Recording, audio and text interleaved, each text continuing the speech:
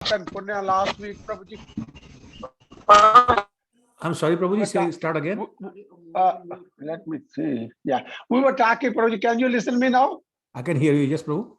Okay, we were talking last week about pap and punya and karma and vikarma. So I would like to add up only like a more define or more definition of pap karma. It is said that the food we eat, if has not been offered to the Lord first and don't become prashadam, then even eating the food is also pap, Prabhuji. We are just accumulating pap, Prabhuji. Yes, correct. That's all I want to add, Prabhuji. Thank you, Prabhuji. Very nice point. Thank you. Any other questions or comments? Prabhu. Ha. Hare Krishna, Prabhu. Hare Krishna, Prabhuji. Dhanavad. Pranam. Prabhu, I had actually a question. It was bothering me since 2 days. It's not directly related to this particular topic. So is it okay if I ask, or should I ask them another time? Well, how is it totally unrelated? Then we could do it another time. It's related to like something from Bhagavatam specifically. Okay, why don't you just ask? Okay, so thank you so much. So I was reading Bhagavatam and I was comparing this particular pastime with the appearance of Nrsimhadev with even the pastime in Nrsimha Purana. So it stated that Lord Nrsimhadev appeared in the 6th Manvantar. In 6th Manvantar anyway, so I was trying to understand these all Matsya, these all avatars, like these are incarnations. When they appear, like they're not happening are they happening every Satyuga, or they're happening throughout a kalpa in other different Satyugas? Well, so we can only talk about what's documented. So, for example, Varahadev, Matsya Avatar, they actually happened twice in one kalpa. Okay. Right? You know, the first Swambhu Manvantar and Chakshush Manvantar, Lord Varahadev appeared. And same thing, Matsya Avatar, same Manvantas, the two Manvantas, Matsya Avatar happened. So there's no definite thing, but most of the incarnations do happen at least once in the kalpa. Once in a kalpa. Yeah, but sometimes some pastimes are different. Not all. So some minor details are different, but otherwise basically the same. So in every Satyuga, Varahadev did not appear for this particular kalpa. As far as I know, yes. Okay. Yeah. Thank you so much, Prabhu. Okay. All right. So let's get started. And I want to start by sharing the screen again and go back to what we discussed actually last week. Okay. Can you see the screen? Yes, Prabhuji. Okay. So you may recall that we talked about 3 stages of bhakti. So you have the sadhana bhakti, you have bhav bhakti, and you have prem bhakti. Then what we talked about last week was that the 6 characteristics of pure devotional service, which are kleshagni. Anybody remembers what kleshagni is? Anybody remembers? Prabhuji, we discussed more about removing all the papas and everything. So basically, correct, all the distress, yes. Yes. So klesh is distress and it burns, but distress comes from paps. So we discussed the whole thing, right? The shubhada is the auspiciousness. So these 2 characteristics are found in devotees who are still in sadhana bhakti. I will talk in a lot of detail about shubhada today. Okay, then we move on. So you also remember, what was I going to say? That in the 9 stages that Srila Rupa Goswami talks about, Ado Shraddha Tato Sadhusang, under Kleshagni, Shraddha, Sadhusang, Bhajan Kriya, and Artha Nivritti. Those 4 things come here. In other words, even when we are in just 4 stages, some kleshagni starts to happen. And that's what we discussed last week also. To the degree of your surrender, to the degree of your purity, the karmas are destroyed. So that's what we're talking about here. Okay. Then nishtha, ruchi, and asakti. When they happen, then you start to see the symptoms of shubhada. And we'll talk about that in more detail today.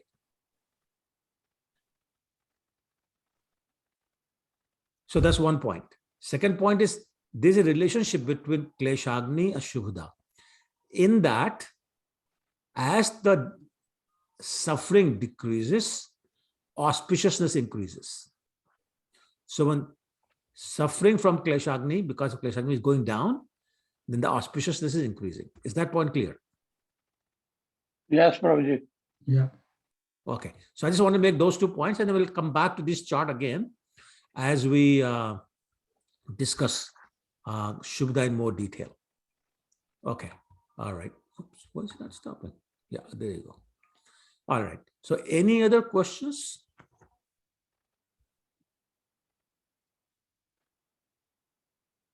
No? Okay. All right. Then let's get going. So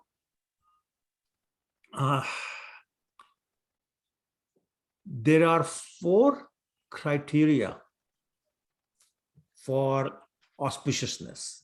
In other words, something cannot be all auspicious unless it meets 4 criteria. First criteria is, actually you can look at your handouts in the chart. It mentions this. It benefits everyone, or I should say it must benefit everyone. It must attract everyone. The person feeling the auspicious must possess good saintly qualities. And finally, bestow superior happiness. Okay, so those are the 4 characteristics of all. Anything that's all auspicious, it must benefit everyone, must attract everyone. Person who's feeling the auspiciousness must possess good saintly qualities and bestow superior happiness. Okay, can you see it in your handout?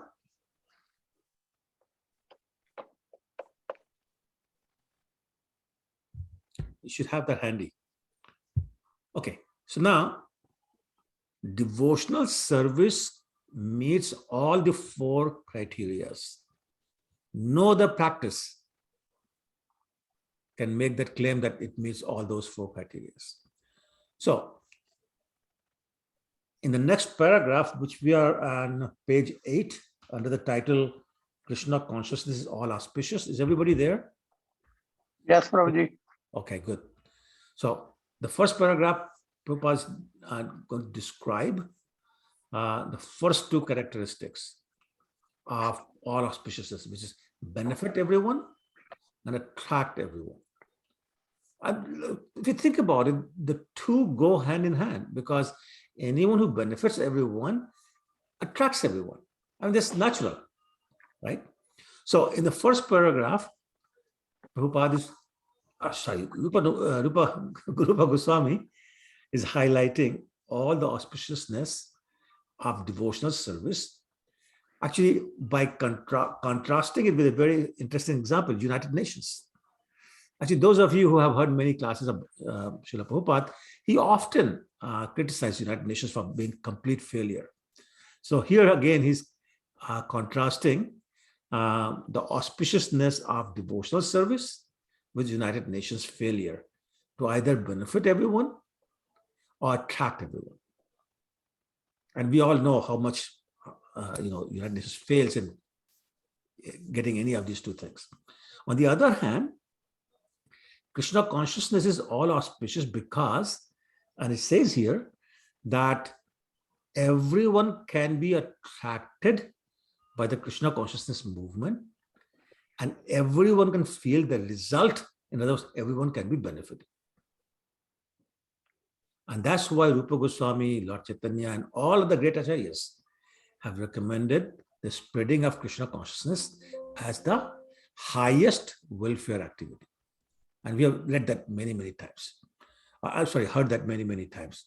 So I'm going to skip the next paragraph, but go down to the bottom of page 8. If somebody wants to read how the Krishna... I can read it, Prabhuji. Go ahead, Prabhu. How the Krishna consciousness movement... How the Krishna consciousness movement can attract the attention of the whole world, and how each and every man can feel pleasure in this Krishna consciousness is stated in the Padam Puran as follows. A person who is engaged in Krishna in devotional service in full Krishna consciousness is to be understood to be doing the best service to the whole world and to be the pleasing everyone in the world. In addition to human society, he is pleasing even the trees and animals because they also continue attracted by such a movement. A practical example of this was shown by Lord Chaitanya when he was traveling through the forest of Jharkhand in the central India for spreading his Sankirtan movement. The tigers, the elephants, the deer, and all the other wild animals joined him and were participating in their own ways by dancing and chanting Hare Krishna, Hare Krishna. Thank you, Prabhuji. So again, if you take the two paragraphs combined, the main points being made are that the spreading of Krishna consciousness is the highest welfare activity because we are working on long-term welfare of the person or persons, which is the soul as opposed to the body, which is temporary. The second thing is that it attracts the attention of everyone because everyone feels the pleasure. And I'm sure you have heard many, many times, new people, when they come to the temple, they say, we cannot believe how happy everybody looks. It's because people are actually happy chanting or attending Arti or listening to the class and things like that. Another example that Prabhupada gives here is the trip that Lord Chaitanya made to the forest of Jharkhand, with the trees, the animals, they were all dancing in ecstasy with joy. So again, point being made that Krishna consciousness is beneficial to everyone and makes it's attractive to everyone. Okay, let's talk about the next paragraph then, where we're going to talk about the development of saintly qualities, the third characteristic. So somebody please volunteer. I can read, Prabhuji. Please go ahead. Okay. Furthermore, a person engaged in Krishna consciousness, acting in devotional service, can develop all the good qualities that are generally found in the demigods. It is said by Sukadeva Goswami in the 5th canto of Srimad Bhagavatam, 18th chapter, verse 12. My dear king, persons who have unflinching faith in Krishna and are without any duplicity can develop all the good qualities of the demigod.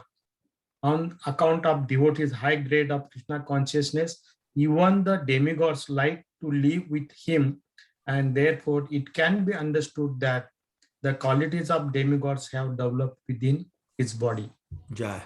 So actually, I'm going to share the screen again, and I'm going to display 5, 8, 12. This Prabhupada is referring to. Sorry, I forgot to share the screen. Hold on.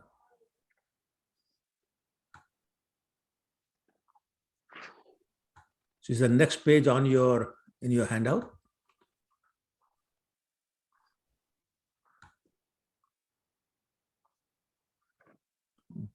Oh, what happened? Oh, I'm sorry. I guess I don't have it. I thought I had. I'm sorry. I apologize. Anyway, so I'm just going to talk about it. It's a very famous verse from Srimad Bhagavatam. It starts, yes, Shasti Bhakti Bhagavati Akinchana. Anybody who has pure devotional service develops all the qualities of the demigods.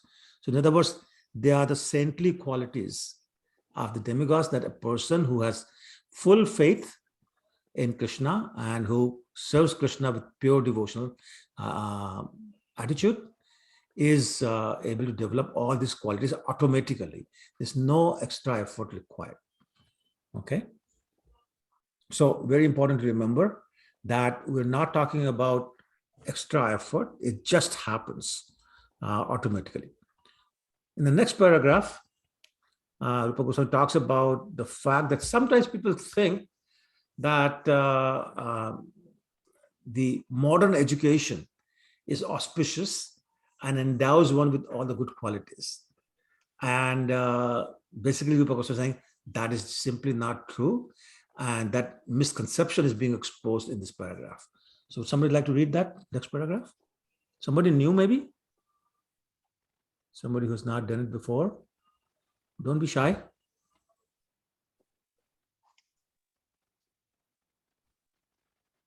No? No one? So I guess we just keep going back to the same people. I'm not sure You can why. go, Prabhuji. Huh? I will read Prabhuji. Okay, go. For example, a Krishna conscious boy, even if he is not very well educated by the university standard, can immediately give up all illicit sex, life, gambling, meat eating, and intoxication. Whereas those who are not in Krishna consciousness, although very highly educated, are often drunkard, meat eaters, sex mongers, and gamblers. Probably, hold on. I'm trying to figure where you're reading. I think you skipped one paragraph. You have Yeah, to you start skipped a on paragraph, the Prabhu. other hand. Yeah. Dusri also. You want me to, okay. One who is not in Krishna No, consciousness. no. No, on the other hand. Go back, Prabhu, go back. And On the other hand, Yeah. Right. okay, sorry. Because you said skip one paragraph, so I skipped it. On the other hand, a person who is not in Krishna consciousness has no good qualities. He may be highly educated from the academic point of view, but in the actual field of his activities, he can be seen to be baser than the animals. Even though a person is highly educated academically, if he cannot go beyond the sphere of mental activities, then he is sure to perform only material activities and thus remain impure. There are so many persons in the modern world who have highly educated in the materialistic university, but it is seen that they cannot take up movement of Krishna consciousness and develop the high qualities of the demigods. Right. So once again, the point being made is mundane education has nothing to do with Krishna consciousness. And any amount of mundane activity, education, etc., keeps you impure in the sense of all the material contaminations remain, all the sinful reactions remain. So it's only Krishna consciousness that allows you to develop the qualities of the demigods, the good saintly qualities. And I'm just going to read the first line of the next paragraph, which says, for example, a Krishna conscious boy, even if he's not very well educated by the university standard, can immediately give up all illicit sex life, gambling, meat eating, and intoxication. Whereas those who are not in Krishna consciousness, although very highly educated, are often drunkards, meat eaters, sex mongers, and gamblers. So once again, the same point is being made. We need to have these four regulative principles in our life in order to make spiritual progress. The mundane education does not help you do that, whereas even new Krishna conscious people are able to start following those four regulative principles, as Prabhupada proved it many, many times. All these people, when he started, were into, breaking the four regulative principles. And they all, a lot of them gave it up and completely changed their lifestyle. Okay. The next paragraph actually talks about, and I'm going to tell you what Vishwanath Chakravarti says. He says that devotee actually brings under his control demigods who are in charge of senses, along with the senses, because the senses are under the control of demigods. So if you get the controller in your control, then what's being controlled by the control is also in your control. So there are some demigods that control our senses, but a devotee controls those demigods and therefore is able to control the senses. On the other hand, non-devotees who are, pursuing material education, material objects, sense gratification, etc., because they have so many material desires, they have no good qualities in their senses because they're constantly being attracted to the material sense objects. So Any question? Is it clear? Yeah, Prabhuji, Huh. just can you repeat that? So what I understand, the demigods are in charge of some senses. For example, tongue, one demigod is in charge of that. Mind, So the tongue, all the mind, 11 tongue, senses. all those Yeah. 5, right? 11. So the direction. So what you are saying, that the devotee controls the demigods, or Yes. So basically, they, through the performance of devotional service, they are able to control those demigods who are in charge of the senses. And therefore, they become in charge of the senses. They become Goswamis. Okay, thank you, Prabhuji. Okay. All right. Anybody else? Okay. All right. Let's read the next paragraph then. Again, I'll ask somebody new, if you don't mind. And there's nothing to be shy about. Like, it's right there, and all you're doing is reading it. You're not even memorizing it or anything like that. Please go ahead. One who is not in Krishna consciousness usually cannot sit silently even for half an hour. The yoga system teaches that if you become silent, you will realize that you are God. This system may be all right for materialistic persons, but how long will they be able to keep themselves silent? Artificially, they may sit down for so-called meditation, but immediately after their yogic performance, they will engage themselves again in such activities as illicit sex life, gambling, meat eating, and many other nonsensical things. But a Krishna conscious person gradually elevates himself without endeavoring for this so called silent meditation. Simply because he is engaged in Krishna consciousness, he automatically gives up all this nonsense and develops a high character. One develops a highest character by becoming a pure devotee of Krishna. The conclusion is that no one can truly have any good qualities if he is lacking Krishna consciousness. Right. So basically, the point is very simple. Krishna consciousness purifies our senses by converting the material desires into spiritual desires. Is that statement clear? Krishna consciousness or pure devotional service purifies our senses by converting our material desires into spiritual desires. And when the senses are purified, then our character automatically becomes the highest, because now we're not fighting for material things, we're not being greedy, all the anarthas are gone, pride, lust, anger, they're all gone, because now we are all, senses have become purified. And therefore we develop all these good qualities. Is that clear? Prabhuji, I have one question here, Prabhuji. Boliye. Now we talk about Krishna consciousness person. So I will say, or I will like to emphasize on this thing. Is Krishna consciousness person a beginner? It may not be how I should express it. It may not be following all those principles, but what I want to emphasize, if one Krishna consciousness person becomes initiated by a bona fide spiritual master, so by making a commitment in front of our Diksha Guru, so it stop him from doing nonsense activities. So when his senses or his mind is activating him to some nonsense activities, his commitment in front of his spiritual master stop him from doing such nonsense activities, Prabhuji. So Prabhuji, I don't know if I make my point properly or not, Prabhuji. Your point is very well made, but I wish it was true. We all know that so many even second initiated people do all kinds of nonsense, and they are definitely not having a lot of good qualities. What we're talking about, remember I showed the chart, talking about Shubhuda, which is by basically you have reached the Raganuga stage at that point. That's what we're talking about pure devotional service. In this book, when it says Krishna consciousness, we talk about pure devotees, not beginners. So the beginners don't have these high saintly qualities. And we know so many of our devotees in the temple who don't have any, if not most of these qualities, because they're not there yet. So we are talking about pure devotees. Okay.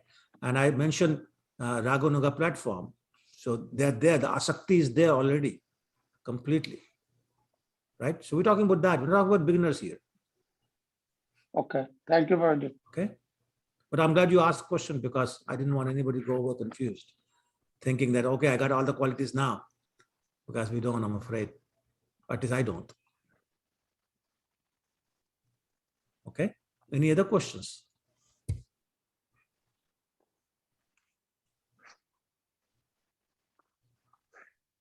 No? Okay, all right. So next paragraph talks about the happiness, which is the fourth characteristic of Shubhada. And in the first paragraph, Rupa Goswami talks about the three different sources of happiness. What are the three sources? Happiness derived from material enjoyment, so self gratification. Happiness derived from identifying oneself with the supreme Brahman, so merging in the Brahman effulgence, so Brahma Sukh. And third is happiness derived from performance of Krishna consciousness or pure devotional service. Okay, so is that clear? Three different sources of happiness: sense gratification, merging in the Brahman effulgence, and pure devotional service. Now, out of the three, which one do you think is superior? Krishna consciousness, Prabhuji, of course. Okay, of course. Yeah. And why is that? Because this is the ultimate goal of human life, I would say.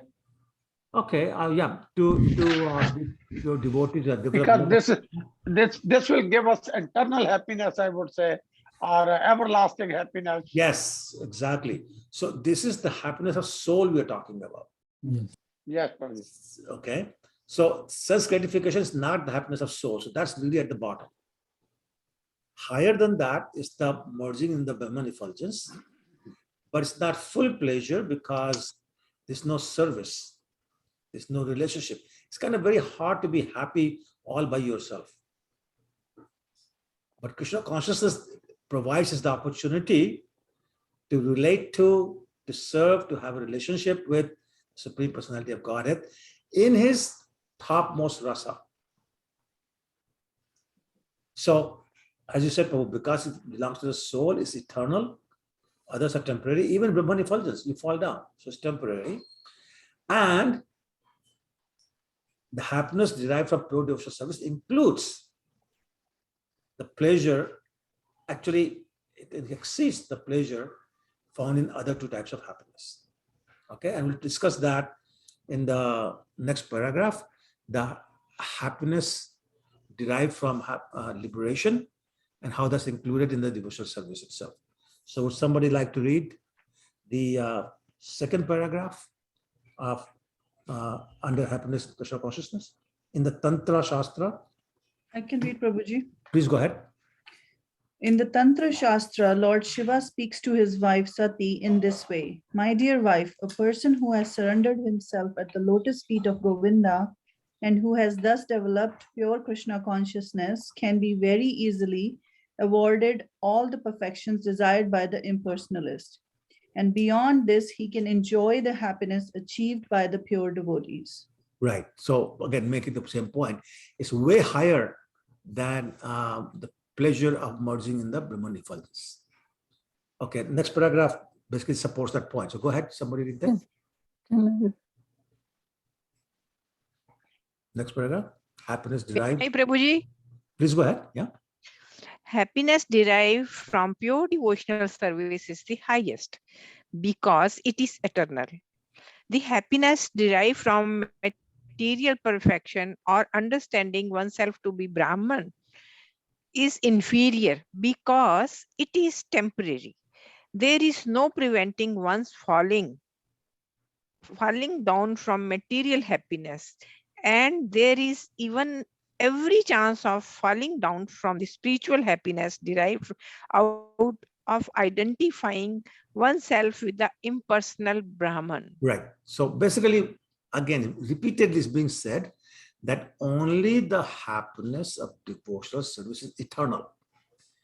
And neither liberation, nor mystic perfection, nor sense gratification can bring eternal happiness, because basically they're temporary. Okay. And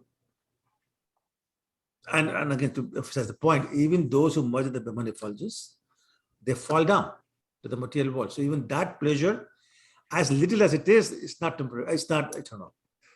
And that point is being made in the next paragraph. So can I read, Prabhuji? Please, Mataji, go ahead. It has been seen that great Mayavadi impersonalist sannyasis, very highly educated and almost realized souls, may sometimes take to political activities or to social welfare activities. The reason is that they actually do not derive any ultimate transcendental happiness in the impersonal understanding, and therefore must come down to the material platform and take to such mundane affairs. There are many instances, especially in India, where these Mayavadi sannyasis descend to the material platform again, but a person who is fully in Krishna consciousness will never return to any sort of material platform, however alluring and attractive they may be. He always knows that no material welfare activities can compare to the spiritual activities of Krishna consciousness. Yeah, thank you. So again, the point being made is impersonalists or the Gyanis who merge the Brahman effulgence, they don't get that ultimate pleasure, and therefore they come down, and they come down to the material platform and start getting involved in the mundane affairs. However, a pure devotee never comes down to material platform.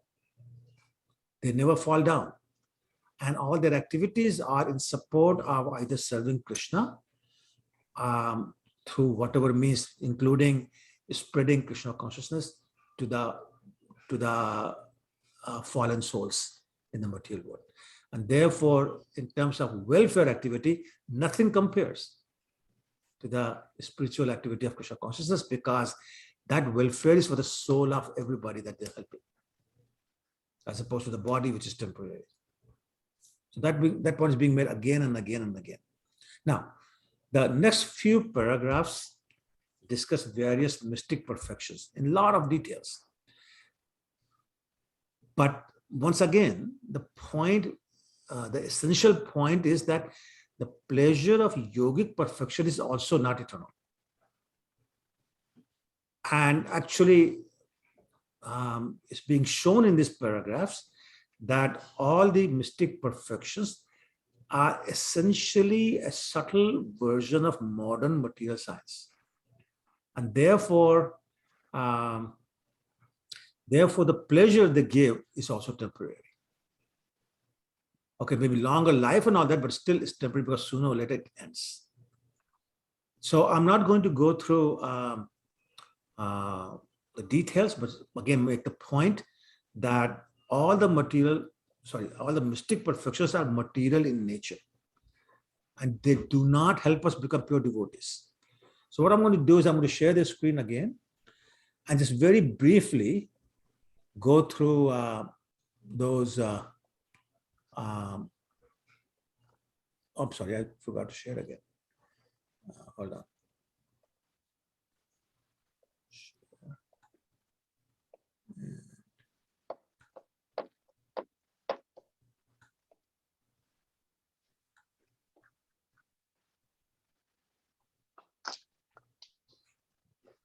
So these are the 8 primary mystic perfections. And again, no is going to be a lot of details. Basically, they go from becoming smaller than the smallest, lighter than the lightest, to greater than the greatest, all the way to controlling things, doing magical things. So once again, the reason I don't want to go to the details, it doesn't do anything for our spiritual life. It does not lead to pure devotional service. It's not devotional service actually. And therefore, basically, as I was saying, most of these things can be done by the material scientists. So there's nothing special about this. And we don't want to spend any time, okay? Unless any specific questions, I'm just going to skip all that. Okay, anybody disappointed or anything? Prabhu, I had a question. Go ahead. Prabhu, actually more of a concern, to be honest, than Sorry?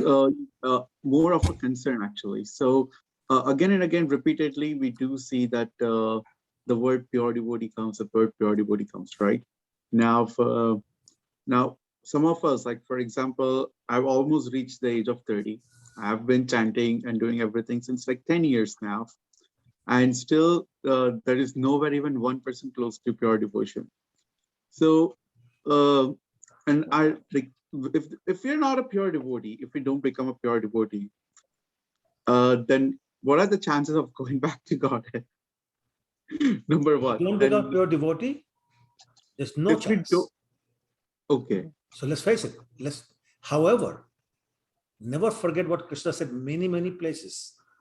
It's never destroyed. You're going to start from the same place that you left off. Chapter 6, he says, you go to the higher planets, then you come back in the house of a devotee or a aristocratic person, and you have a choice of taking over from wherever you left off. If you're doing devotional service for a long time, but leave your body without getting perfection, then Atha Yogi Name Kule Bhavati Dhanita. You could take birth in the house of a yogi or devotee, and then you guaranteed automatically you start from where you left off. So there's no loss. It can take us multiple lifetimes. But don't forget, we've been here since eternity. So don't expect to get out of here in 30 years. Right?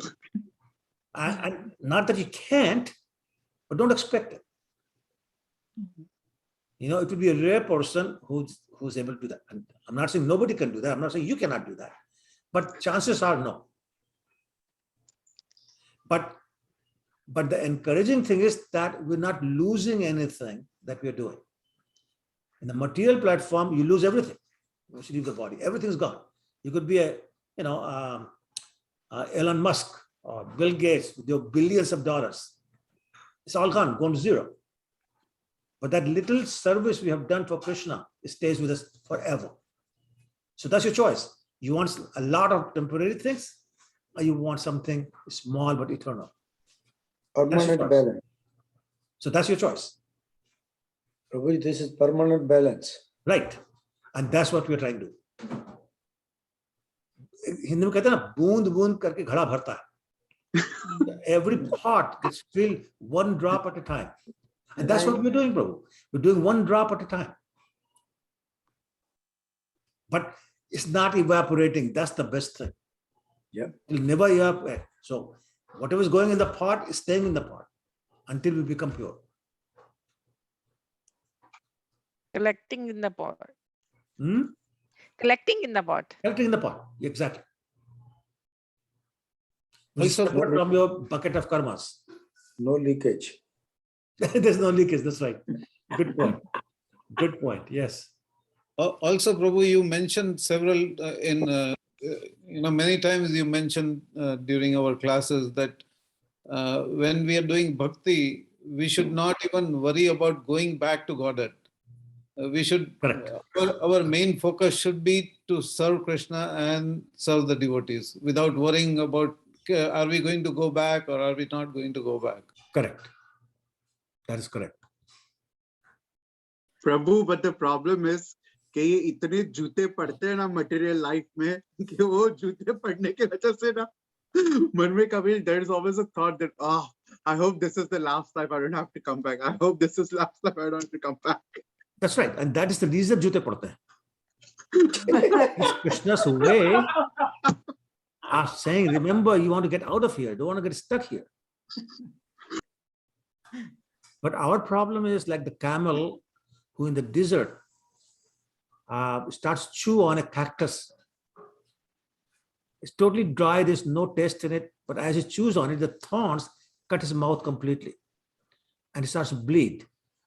And then as he's going, the blood, he's tasting his own blood and says, this is so good, this is the best. And that's what we're doing, bro. We're tasting our own blood and saying, this is yummy. We want more. And that's why we're stuck. The day we realize it's our blood and the cactus has no taste, then we'll get out.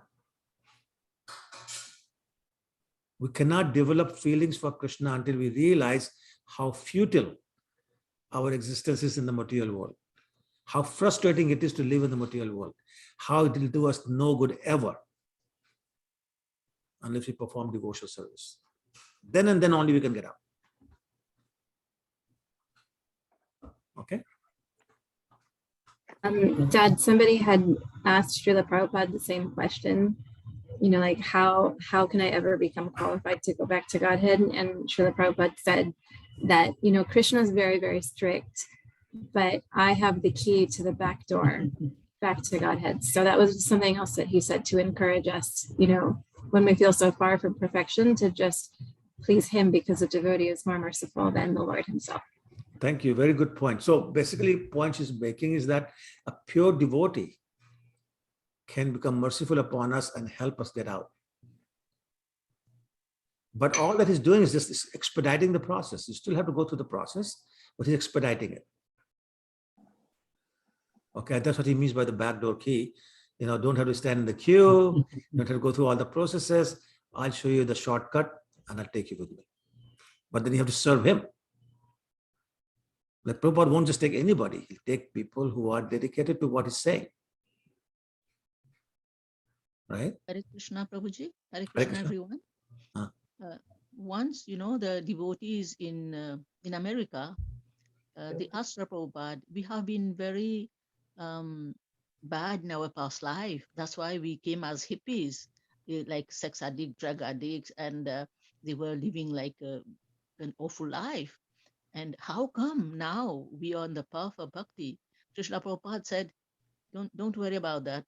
I am taking you. I am the representative of Krishna, like the servant of Krishna. He has sent me here to recall you. So he reclaimed. Prabhupada will, if we desire, if we have this endeavor in our heart, if we practice, then Prabhupada will definitely hold our hands. But there's another thing also, as the Prabhu just said, that few devotees, they don't seek to go back home, back to Godhead, because they want to serve Krishna. So, and they said, Krishna, please accompany me, even if they ask Paramatma in our heart to be with us, even if we go to hell, please give us this opportunity to serve the Lord. It doesn't matter where we are. So we should not aspire to go in a way, like if we really want to serve Krishna, if we show like pure love for Krishna, it doesn't matter where we are, we will still serve Krishna. Yes, very good point. And I think that's what Prabhu was saying also, that pure devotees don't necessarily hanker to go back home to Godhead. That's what Lord Chaitanya said, the same thing. Mam janmani janmeshwari bhaktad bhakti rahati kitvai. He says, life after life, let me come back to serve you without any material motivation. So he's not asking for liberation either. So pure devotees don't ask for it. That's true. But Krishna says, no, I want you with me anyway. So he takes them. Prabhupada is doing the same thing. No, I'll take you with me anyway. So he's doing that. Okay?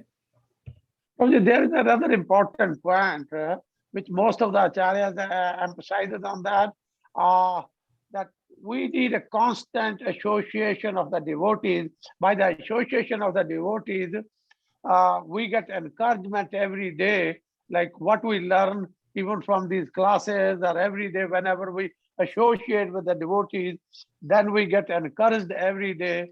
What is the basic purpose of the life, what we came here for? So that is how we get some kind of enthusiasm to continue on our devotional service. Sure. Absolutely. That's why devotee association is so important. Absolutely. Prabhuji, I have one question. Just previous, we were talking about the Gyanis go to the Brahman effulgence and they fall down, and because there's no service, and they come and take it basically a social work. Why it is discussed that they come back and take a community work or social work? Why they don't become just like ordinary other persons, karmis only? Yeah, but because remember, they have become purified in a lot of ways. And they have become almost self-realized in that they've realized the Brahman effulgence aspect of the absolute truth. Yogis have realized even more. So they are basically in mode of goodness. So when they come down, that's what they do, what people in mode of goodness do. Yeah, thank you, Prabhuji. Okay. Yeah. Anyone else? Okay, all right, then let's keep going. Okay, so I'm going to skip all the way to last paragraph on page 12. Okay, so basically here, what's being emphasized is that sense gratification is for foolish people, because sense gratification only brings in temporary comforts. And sense gratification is not the goal of life. It keeps us in ignorance of our true identity and in ignorance of our relationship with the Supreme Personality of Godhead. The two of them combined keep us entangled in the material world. Okay, so would somebody like to volunteer to read the next paragraph? Foolishly people who? Prabhuji, may I read? Please go ahead. Foolishly, people who are enamored of the glimmer of modern materialistic advancement are thinking that the Krishna consciousness movement is for less intelligent men. I'm better off being busy with my material comforts, maintaining a nice apartment, family, and sex life. These people do not know that at any moment they can be kicked out of their material situation. Due to ignorance, they do not know that real life is eternal. The temporary comforts of the body are not the goal of life, and it is due to, it is due only to darkest ignorance that people become enamored of the glimmering advancement of material comforts. Srila Bhaktivinoda Thakur has therefore said that the advancement of material knowledge renders a person more foolish, because it causes one to forget his real identity by its glimmer. This is doom for him, because this human form of life is meant for getting out of material contamination. By the advancement of material knowledge, people are becoming more and more entangled in material existence. They have no hope of being liberated from this catastrophe. Right. And that's why I was saying that these people are foolish. And that's how the paragraph also starts. They don't get it, that whatever they try to do through sense gratification, etc., is going to keep them in the miserable material world. And they have no hope of getting out from this situation that they're in. And they keep working very, very hard to stay here through all those sense gratification activities and working hard.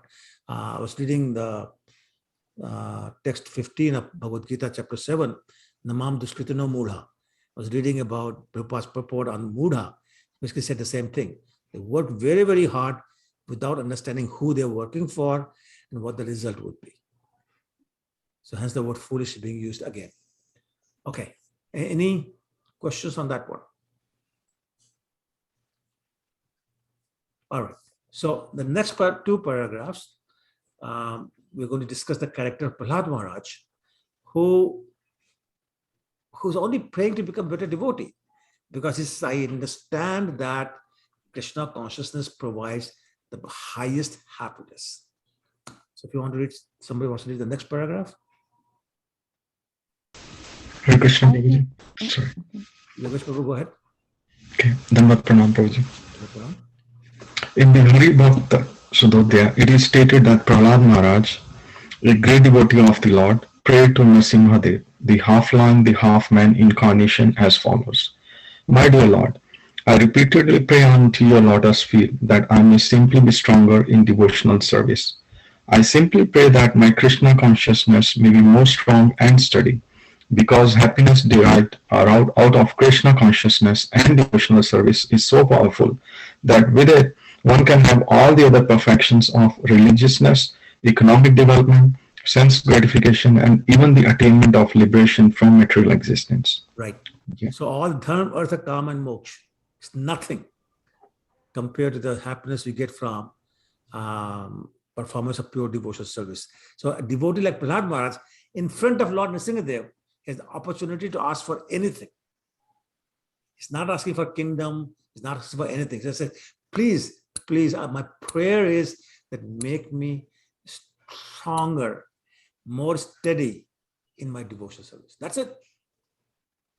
So that shows that pure devotees understand the happiness that they derive from the performance of pure devotional service.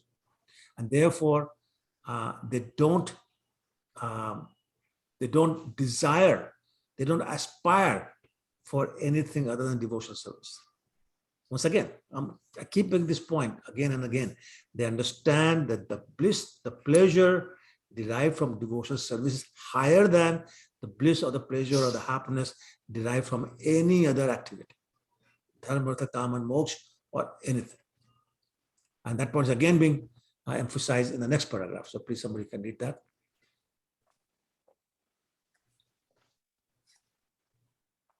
Actually, Can I read it for someone else? Please go ahead. Do you wanna?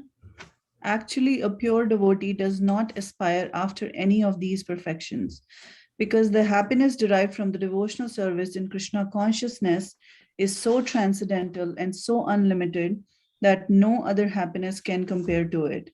It is said that even one drop of happiness in Krishna consciousness stands beyond comparison with an ocean of happiness derived from any other activity.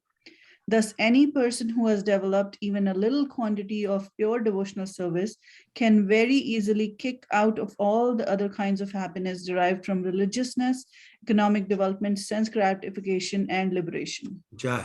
So actually, Gautam Das Thakur has written a bhajan where he's praying to other Vaishnavas to give him Shraddha Bindu.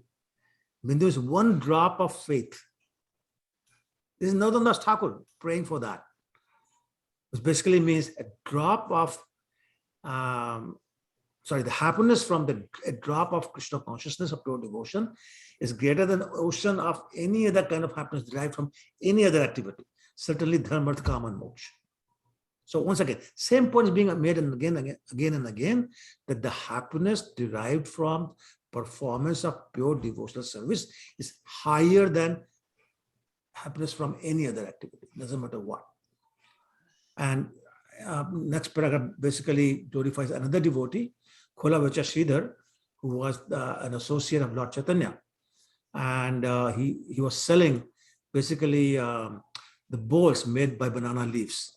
And he had very small amount of income, but he spent even half of that small income in the service of Ganges. Another half he used for his livelihood. And Lord Chaitanya used to have a lot of good time with him, kind of mock fighting with him. But Lord Chaitanya appreciated him so much that when he was doing his Mahaprakash Leela, he asked Sridhar, say, ask me for anything you want, whatever you want. And he said, no, I don't want any material opulence. I'm just happy the way I am. I just ask you to please continue, to allow me to continue to have unflinching faith and devotion unto the lotus feet of yours. That's all I want. That is how pure devotee thinks. That is, can you please mute yourself if you're having a side conversation? Haribol. Okay, I'm going to mute everyone. Okay, please respect everybody else. If you're going to have a side conversation, mute yourself, please. Okay, thank you. All right, so let's move to the next paragraph, which is the bottom of page 13, where Rupa Goswami is quoting from Narad Pancharatra. and making the point that a devotee with even a small amount of devotional service does not lack any kind of happiness derived from any source, including the 4 Purusharthas we were talking about, dharma, artha, kama, and moksha. He doesn't want anything but service to Krishna. However, the interesting thing is that should a pure devotee have any other desire, the Lord will fulfill it without devotee asking for it.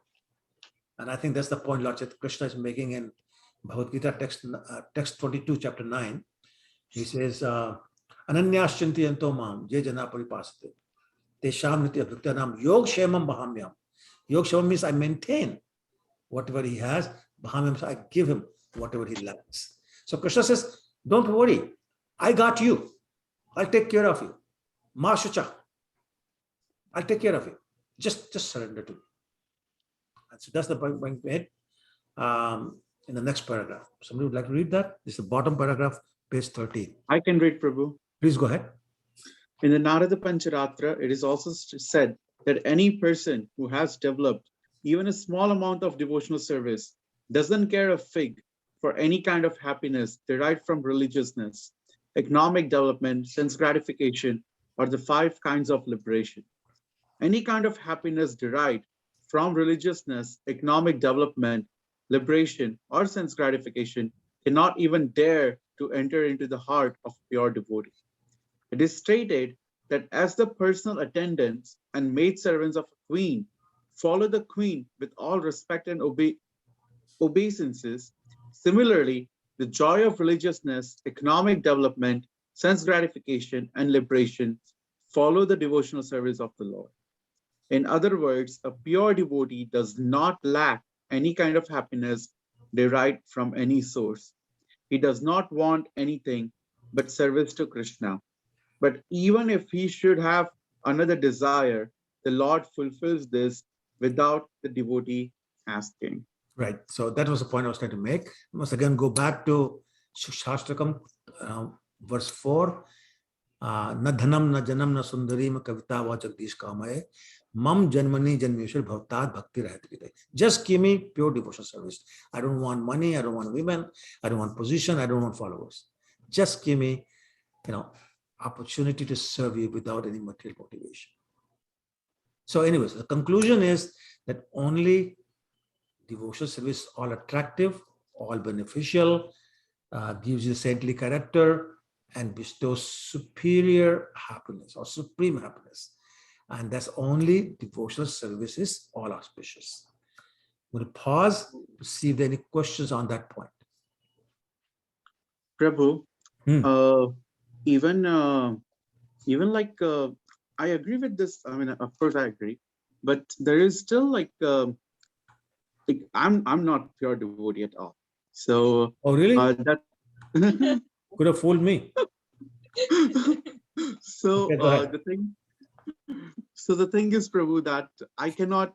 I mean, I desire to serve Krishna, but not just that. I even have a desire to never come back over here. And there is nothing that's going to change that mind as of now. So what to do in that circumstances? It just very helplessness sometimes. Sometimes even after chanting 16 rounds, following for regulative principles, doing deity worship, even many times we feel completely helpless. And it really it's really concerning. It really scares our heart out, Prabhu. Well, that's a I mean, I know even Kulishekar Alvar said that nasta dharme navasumiche naiva kamopabhoge yat bhavyam tat bhavatu bhagwan purva karmanurupam etat pratyam mama bahubatam janma janmantarepi tat padam. Like he always says just the lotus feet of fear, but it still scares, Prabhu. It just scares. Well, that's a good thing, right? You're showing all the good signs, which means you have a lot of hope. So keep at it. My Guru Maharaj always says how to develop taste in chanting by more chanting. How to become attached to Krishna by serving him more. How to get proper devotee association by serving the devotees. So just do more of what you're doing, Prabhu, and you'll be fine. all the frustration, all is a good thing. Because clearly you want more. Okay. Thank you, Prabhu. Sure. Any other Yeah, question? Prabhuji, I have a question. The example given is a maid servant. Does it say that maid servant's example? So does it say? Yeah. So following the queen, right? Maid servant following the queen here. The example. So does it? Yeah. So and that is compared with the dharma, artha, kama, and moksha. That means, is it saying that those devotees, those pure devotees, so they didn't lose anything at the dharma, artha, kama, moksha? Is that the meaning here? I'm not following you. What? Okay. Say again, please. So, okay, in this in the chapter, in this same stanza, it says that. Okay, let me read that. It is stated that as a personal attendants and maid servants of queen, follow the queen with all respect and obeisances. Similarly, the joys of religiosity, religiousness, economic development, sense gratification, and liberation follow the devotional service of the Lord. Correct. So that example, why the example is giving that maid servants of a queen? Is it saying that that economic development and all those four things, purusharthas, are also available for the devotees? Is that the meaning? Well, so number of things. First of all, what is the relative position of the maids and the queen? They're the servants. There's queen is superior, much superior, and they follow all the orders. They go wherever she goes. Correct? So what it's saying is that similarly, the position of pure devotional service is like that of a queen. It's the highest position, gives the highest pleasure. And the pleasure that dharma, artha, kama, and moksha can give is puny compared to the pleasure given by a pure devotional service. And pure devotional service includes any benefit you can have from dharma, artha, kama, and moksha. So therefore, the position is like a servant. Okay, Prabhuji, that's what. Thank you. Okay. Anybody else? Okay, if not, then I will draw your attention to the screen. I'm sharing the screen. So what we have done so far is sadhana, bhakti, kleshagni, and shubhada. This is the part we have covered.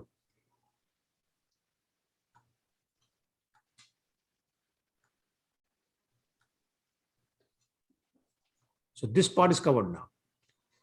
Any questions on that?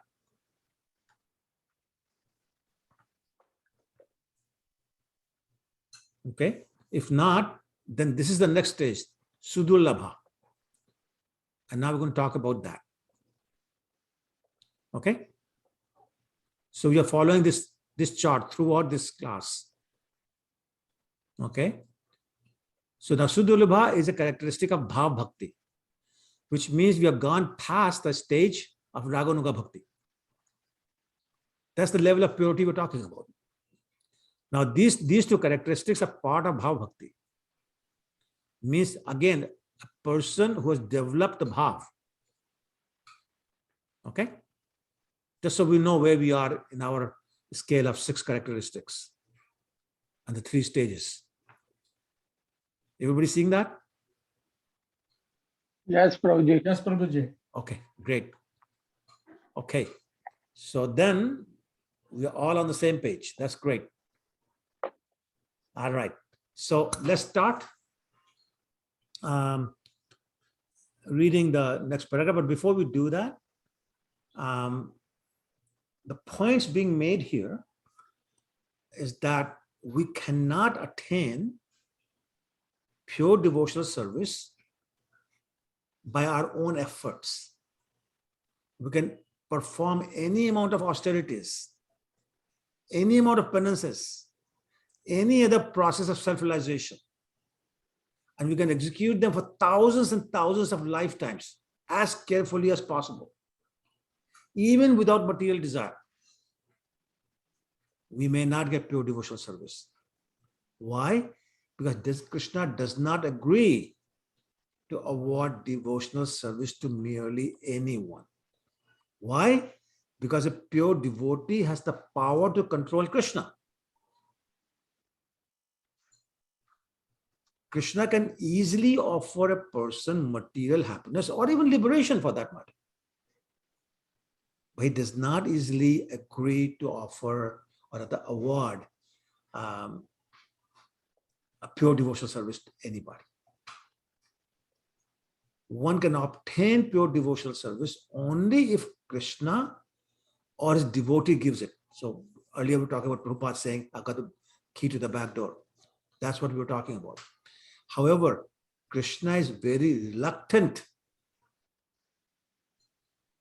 to give pure devotional service to anybody. And I want to quote a couple of verses, and I think I have it in the handout. So let me just check. Where is the handout? Oh, here.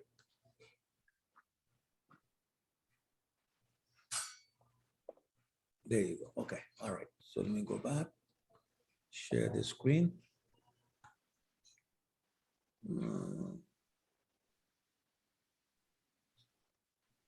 Handouts.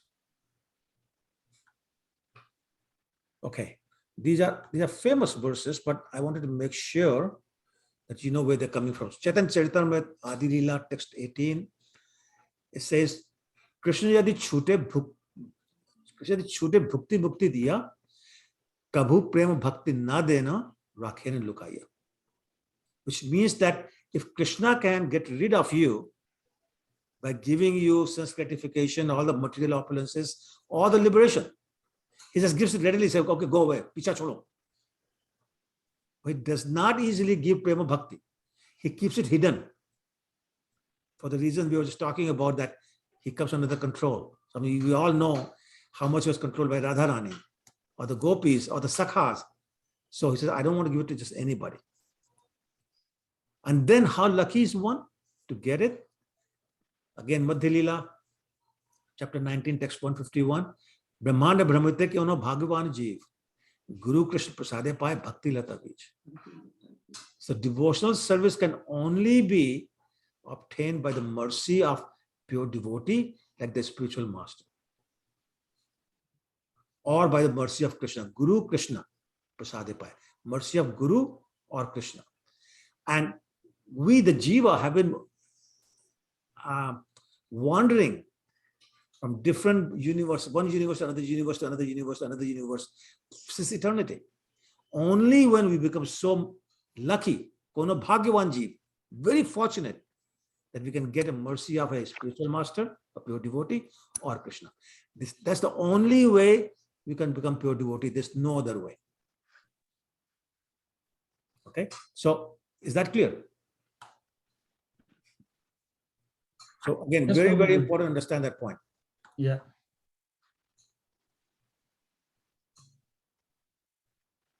Okay, no question? Okay, all right. Hare Krishna, Prabhuji. Hare Krishna, Prabhuji. Nankumar Prabhu, how are you? I'm good. I'm good. Thank you, Prabhuji. So this is again, I think I am like confused. Okay. It says, by the mercy of Supreme Lord, one can be a pure devotee. Mhm. But then, where is our free will? Like, if that is the case, then I mean, what is our role? Yes, good point. Thank you, Prabhu. Thank you for asking. So we have only one role, and that's endeavor.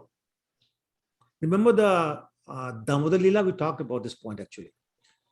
The harder that, or rather, sorry, as hard as Mother Yashoda tried with all these ropes, they were only 2 inches too short. And we said the first inch is the endeavor, second inch is the mercy of the Lord. So in order to get pure devotional service by which you can bind the Lord in your, in Hindi they say sneh pash, which is the rope of your love, you need both things. You need your endeavor and you need the mercy of the Lord or Lord's devotee. So coming to your question, which is an excellent question, by the way. Our free will is to endeavor or not. That's our free will. We cannot demand that my dear Lord Krishna, because I'm endeavoring, you must give me pure devotional service. Right? So that mercy has to come on his own, by Krishna's own sweet desire or Krishna's devotees. Ours is to endeavor. That's it. That's the free will. We endeavor to please Maya, or we endeavor to please Krishna. That's the free will. Okay, so is there a possibility that without our free will and only with Lord's mercy, will a person be pure devotee? Yes. So we'll talk about this later, much later in this book. Talk about personalities called Kripa Siddha, who are not pure devotees, but for some reason, Krishna decides to show them their mercy, his mercy, and they become pure devotees. It's called Kripa Siddha. So yes, that's possible. Okay. So again, like I have one more question. If that is the case, then why are we, okay, then why should we struggle? Why should we still endeavor? Because Kripa Siddhi is not guaranteed. It does it to very rare, very few people. So you want to wait for eternity, go ahead. But Krishna is not guaranteeing it. He's not obligated. But even with free will, it is not guaranteed without his mercy. And we don't know when. That's what I'm saying. That with free will, without his mercy, or with the devotee's mercy, it's not possible. So my point is, you're increasing the probability of becoming a pure devotee by endeavoring. Okay. By not endeavoring, you are reducing the probability. Yes, it can happen. Yes, it can happen. Kripa Siddhi, that's what it is about. But very few, very rare few individuals get that. And even them, actually, the book says, Nectar of Devotion says later on, that even there, it looks like it was for no reason, but in their previous life, they had done a lot of service. But in this life, it looks like it's for no reason. So even there, you have done devotional service. Okay. Okay, we'll discuss this in great detail, maybe about 3-4 months from now. But we will. Thank you, Prabhuji. Okay. So somebody went, Prabhu, I was there. Prabhu, can you say just 1 or 2 criteria of those the eligibility criteria for the Kripa Siddhis? No, that's the whole point. There's no eligibility criteria. Otherwise, it's not Kripa Siddhi. Then it's an obligation. There's no criteria. He just decides. The only criteria is he decides. That's it. Okay? So it's like a lucky draw. आगे तो आ गया. Go ahead. Lucky draw में नाम आ गया तो आ गया. Like, bilkul. But that's the whole point. You know, lucky draw is like such a small probability. You don't want to sit and wait. Prabhu, sorry, Dhanvat Pranam Prabhu, and sorry I was late. No, go ahead. But I heard a beautiful analogy, and in that somebody was explaining that devotional service is like, agar aapke Pitaji, he's the most opulent, imagine the kind of phone he will have. So when we ask from a father to play with his phone, and a little child asks, so instead of giving the phone, sometimes dad gave a $2 lollipop, whereas the cost of that phone is like $3,000, $5,000. So we accept that $2 lollipop in return and return the phone. So asking for any material opulence is like asking for that lollipop, where we can have that phone, but because this is how our materialistic mind works, that we only settle for so little when we can ask for so much. That's exactly right. Exactly right. So it's our ignorance, it's our attachment to self-gratification makes us do that. Prabhupada always used to say, it's like going to the richest man in the world and saying, please give me 5 rupees. Like you wasted the opportunity to ask for something valuable. And that's why we always get these examples of Prahlad Maharaj and other pure devotees who don't ask for anything material. Prahlad Maharaj actually say, I refuse to ask you for anything material. I'm not a businessman. Just give me the benediction that I may get stronger and stronger in my devotion towards you. I may never forget your lotus feet. So ask for something valuable. The whole story about Sanatana Goswami, the Brahmin going to him saying, Lord Shiva said that you got something valuable, so give it to me. And he gave the touchstone. And he said, where is it? He said, it's in the garbage. So picked it up. And then as he was walking home, he said, wait a minute. If it's so valuable, why is it in garbage? So he went back and said, is this the most valuable thing you have? So he said, no. So he said, well, can you give me the most valuable thing? And he said, I will, as soon as you throw this touchstone in the river. So he threw it in the river, came back, and he got Harinam from Sanatana Goswami. That's the whole point. Most of us don't understand that. We'll go for touchstone. But only the rare will go for Harinam. It's more important, more valuable. But we are blinded by the glitter. We're blinded by our desire for such gratification. We don't take these things. Okay. So thank you for making that point, Okay, any other questions or comments? All right. So we're going to skip the next paragraph because I already covered the points in that. The second paragraph in this on page 14 starts with the rarity of devotional service. So basically the point being made again is Lord Shiva was telling Mother Parvati that no amount of analyzing different processes of knowledge or Vedic rituals can offer anyone devotional service to the Lord. We made this point earlier also, but it's being made again to prove the rarity, sudulabh of this. So somebody wants to read that paragraph, the rarity of devotional service? I can read, Prabhuji. Please go ahead. Have you read this again already today? Yeah, I did, yes. So can somebody else please go? Yeah, okay. Somebody wants to have go. other people participate as well. I keep requesting. I can read. Go ahead, please.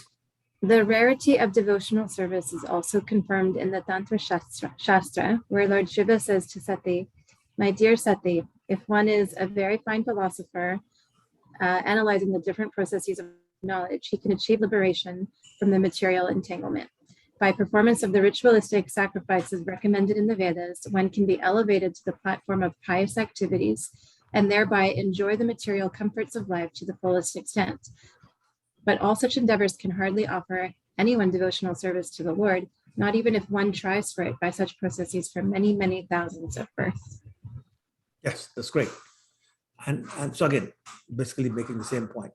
In the next paragraph, Prahlad Maharaj is confirming that one cannot attain devotional service simply by instructions of higher authorities or personal efforts.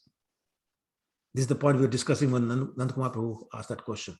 One has to be blessed by a pure devotee. Okay, so that's basically the point being made in the next paragraph. Now, earlier I had made a point that that Krishna will not grant pure devotional service to anyone because he doesn't want to be controlled by anyone except pure devotees. And that's the point that the next paragraph is going to make, where Narad Muni is telling Yudhishthira Maharaj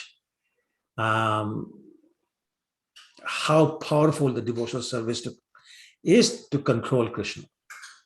And then he praises the Pandavas that their pure devotion obliges Krishna to become their menial messenger or menial servant. And he's quoting Canto 5, text 6, chapter 6, text 18. So somebody wants to read that, please?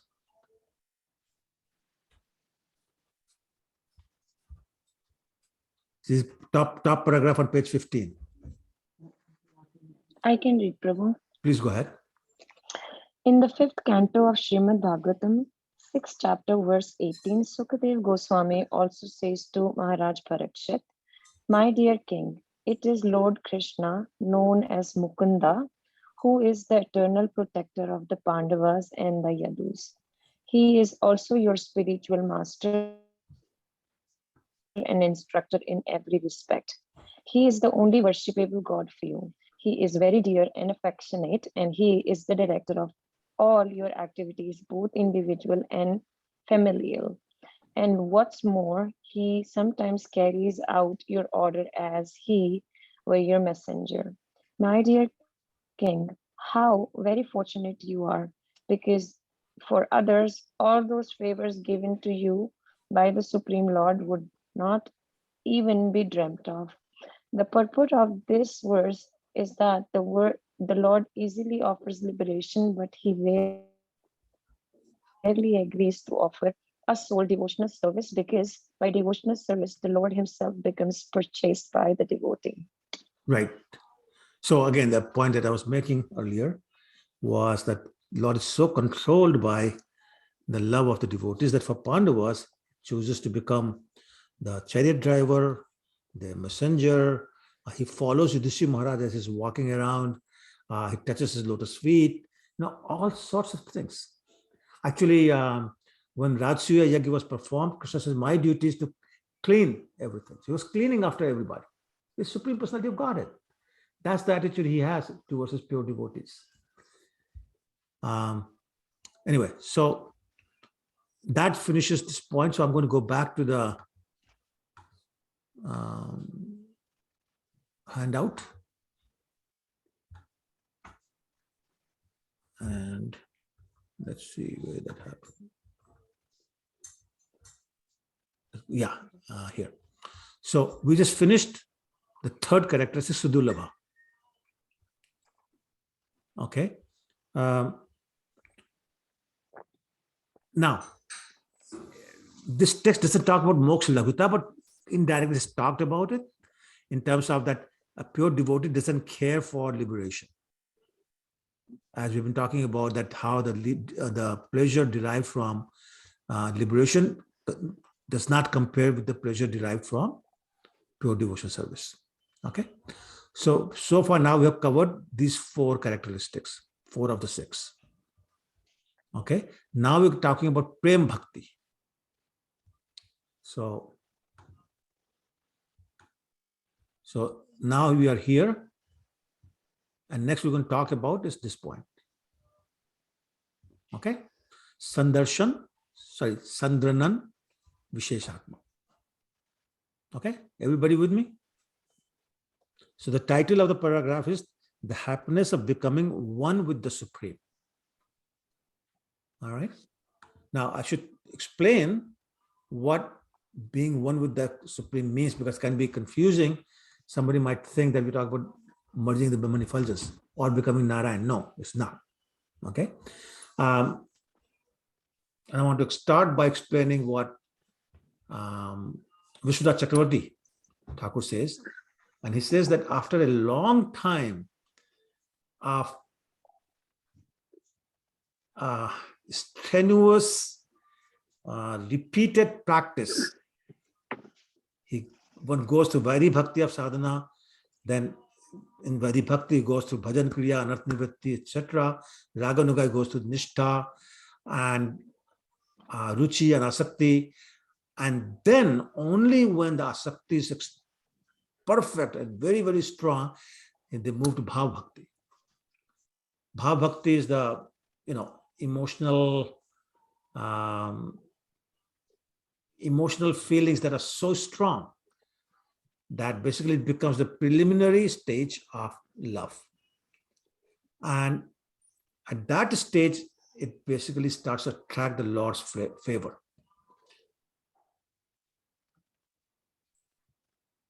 But even that, the point I'm trying to make is that, I may have given the impression that you move from Raganuga to Bhav Bhakti automatically.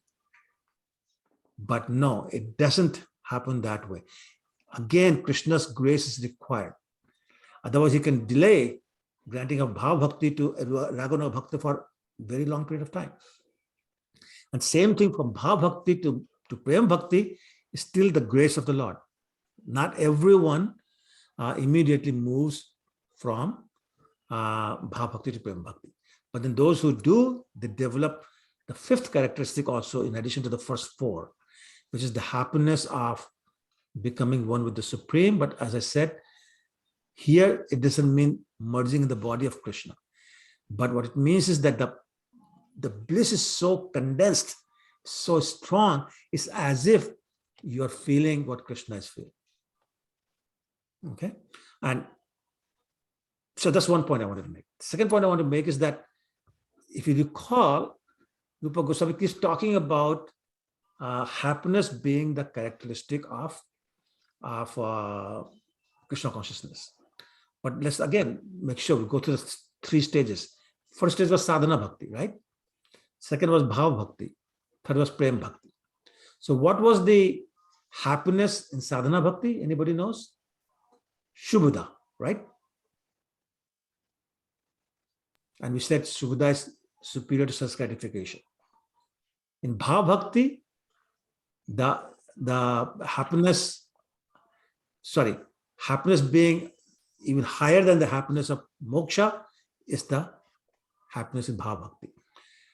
And obviously superior to self-gratification and liberation. And then Sandrananda Visheshatma is the happiness found in Prema Bhakti. Okay, it is so superior that what's the use of even talking about self-gratification and liberation, etc. So I want to pause and then make sure you understood what I was saying, or was it confusing?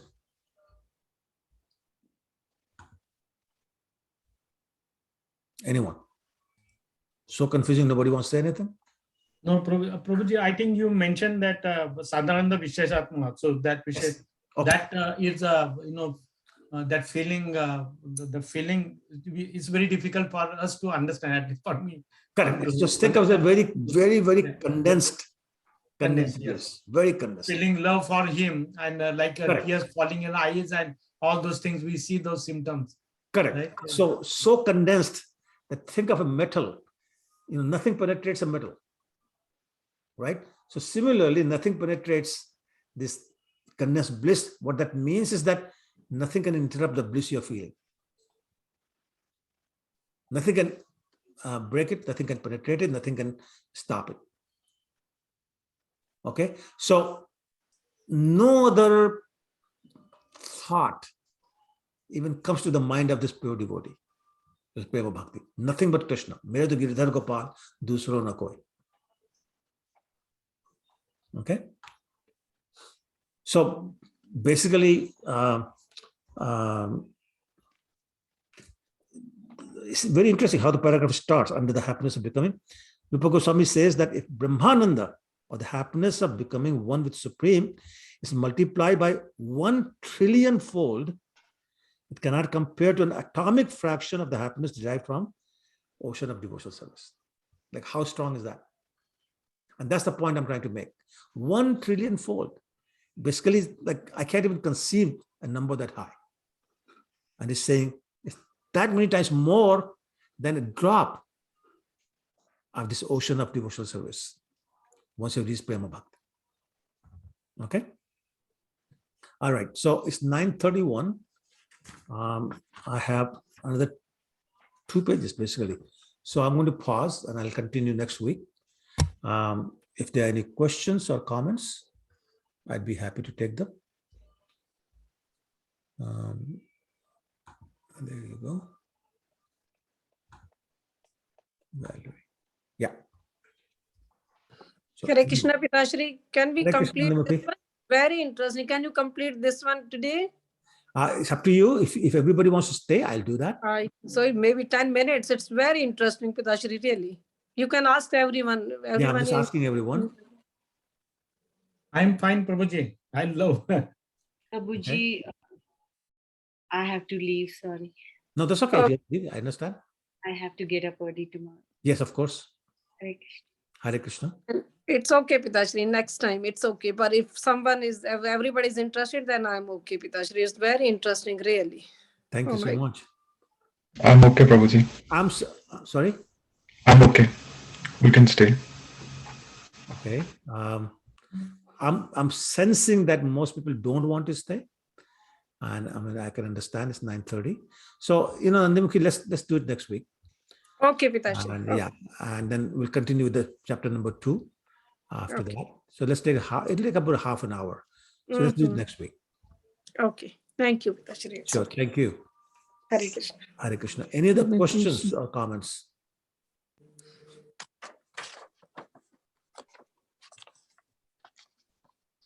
No? Okay, all right. Then let's finish it. Thank you, Prabhuji. Thank you. Thank you, Vancha Prabhuji. kalpatarubyascha Vancha kripasimhubhyo danam pavanebhyo vaishnavebhyo namaha.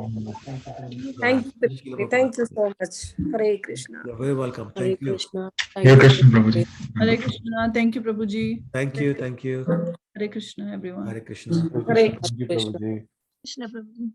Hare Krishna, Prabhuji. Hare Krishna. Prabhuji. Thank you, Prabhuji. Hare Krishna, Prabhuji. Hare Thank you. Krishna. Thank you. Hare Krishna. Hare Krishna. Vancha kalpatarubhyascha च कृपा सिंधु पावनेभ्यो वैष्णवेभ्यो नमो नमः. Jai. Hare Krishna. Hare Krishna. Hare